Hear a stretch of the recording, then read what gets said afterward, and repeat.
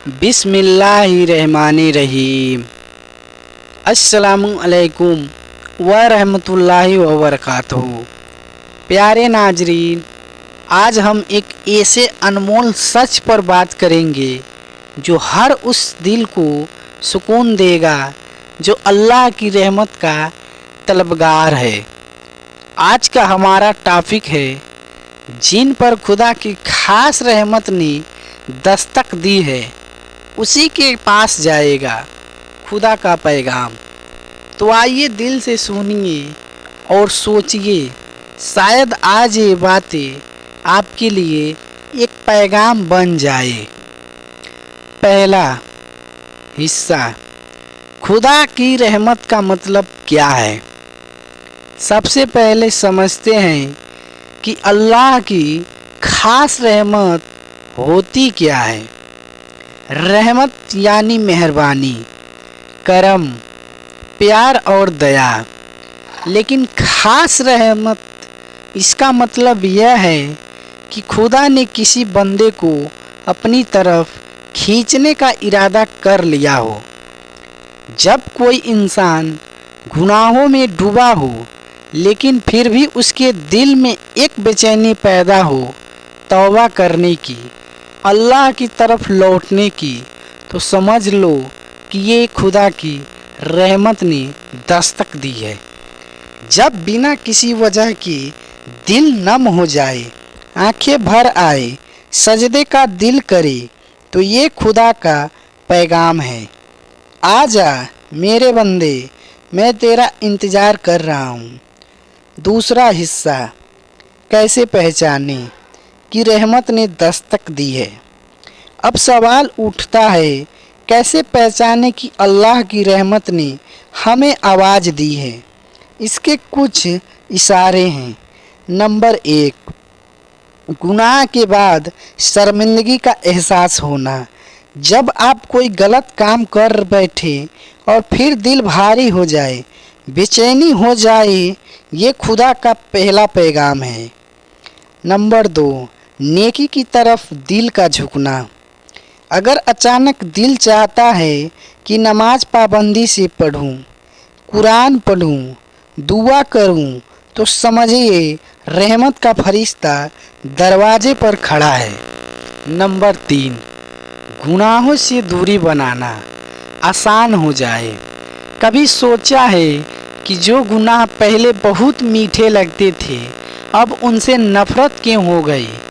क्योंकि खुदा आपके दिल को पाक कर रहा है। नंबर 4, अच्छी सोहबत मिलना।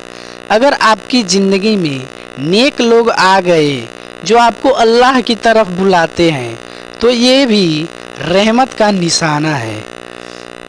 नंबर 5, इम्तिहान और तकलीफ़ों में सब्र आ जाना।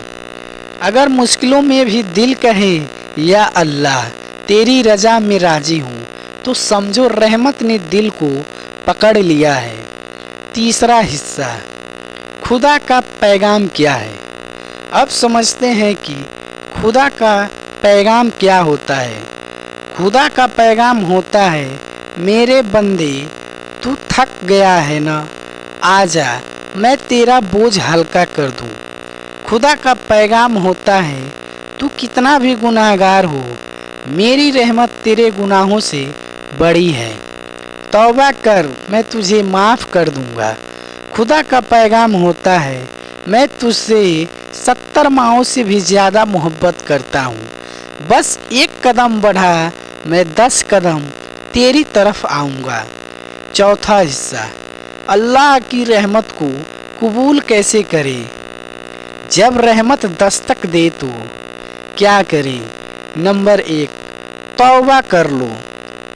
दिल से कह दो, या अल्लाह मैं लौट आया हूँ, मुझे माफ़ कर दे। नंबर 2, नमाज का एहतमाम करो। नमाज रहमत से जुड़ने की सबसे बड़ी डोर है। और नंबर 3, कुरान को अपना साथी बना लो। रोज़ थोड़ा कुरान पढ़ो, चाहे एक आयत ही सही, मगर दिल से पढ़ो। और नंबर 4, गुनाह से बचने की पूरी कोशिश करो। चाहे बार बार फिसलो फिर उठो, खुदा देखता है कोशिश को। नंबर 5, नेकियों में जल्दबाजी करो। नेकी का मौका मिले तो देर न करो, क्योंकि शायद ये खुदा का भेजा हुआ टेस्ट हो कि अब तू कितना बदला है। 5वां हिस्सा, एक हकीकी किस्सा। जब रहमत ने दस्तक दी, प्यारे नाजरीन, एक छोटा सा वाकया सुनाता हूँ। एक नौजवान था जो गुनाहों में डूबा हुआ था। रातों को नशा, झूठ, धोखा उसकी जिंदगी का हिस्सा बन गया था। एक रात जब सब लोग सो रहे थे, वो यूं ही बिना वजह रो पड़ा। उसे समझ नहीं आया कि क्यों, बस दिल टूटा सा लग रहा था। उसी हालात में उसने वुजू किया और पहली बार सजदे में गिर पड़ा और सजदे में ही फूट फूट कर रोया, या अल्लाह, मैं बहुत बुरा हूँ मगर तेरा हूँ, मुझे माफ़ कर दे। कहते हैं कि उसी रात से उसकी ज़िंदगी बदल गई। न नशा रहा, न झूठ, रहमत आ चुकी थी और पैगाम पहुँच चुका था। आखिरी का हिस्सा, दुआ और नसीहत। तो मेरे प्यारे नाजरीन, अगर आज आप सुनते सुनते आपकी आँखों में नमी आ गई हो, अगर दिल में हलचल सी मची हो, तो समझ जाइए रहमत ने दस्तक दे दी है। अब देर न करे, आज इसी वक्त तौबा कर लें, खुदा के पैगाम को कबूल कर लें, क्योंकि अल्लाह फरमाता है कुरान में, ए मेरे बंदो, जिन्होंने अपनी जानों पर जुल्म किया है, अल्लाह की रहमत से मायूस न होना, बेशक अल्लाह सारे गुनाह माफ़ कर देता है। सूरह ज़ुमर 53 में आता है। आइए मिलकर दुआ करें, या अल्लाह, जब तेरी रहमत ने हमारे दिलों पर दस्तक दी है, हमें अपने करीब बुला लिया है, तो अब हमें कभी अपने दर से दूर मत करना।